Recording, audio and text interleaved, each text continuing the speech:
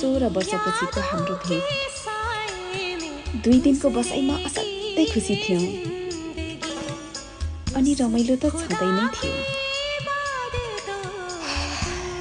भनिन्छ नि बिछोड पछिको मिलन अनि मिलन पछिको बिछोड भन्दा भन्दै बिछोड हुने दिन पनि आयो र उसको जाने दिन थियो अनि मेरो ड्युटी जाने टाइम थियो।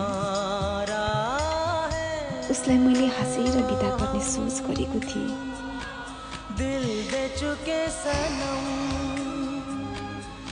सोचे जस्तो कहाँ सजिलो हुँदो रहेछ।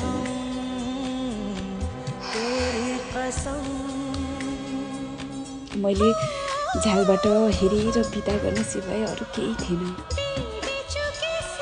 ऊ पनि बाहिरबाट हाँस्दै रुँदै बिदा गरिरहेको थियो।